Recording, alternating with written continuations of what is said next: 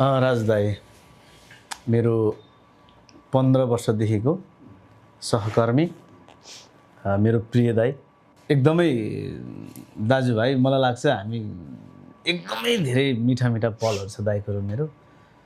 र म यहाँसम्म आउनको लागि चाहिँ केदार दाई सीताराम दाई पछिको अर्को मेरो एउटा हात थियो दाई के कुराले गर्दा चाहिँ कुरा नमिल्दो रहेछ 15 वर्षदेखिको सहयात्रा यति राम्रो मिलेको जोडी कुनै पनि साथी दुईजना साथी हिँडिरहँदा कुनै पनि श्रीमान श्रीमती बोयफ्रेन्ड गर्लफ्रेन्ड जो हुन्छ नि त्यहाँ चाहिँ कोही मान्छेले आएर अलिकति नेगेटिभिटी भनौँ न जस्तो भित्रबाट यो चाहिँ यस्तो है भन्ने कुरालाई चाहिँ हामीले सुन्यौँ भने यस्तो चिज आउँछ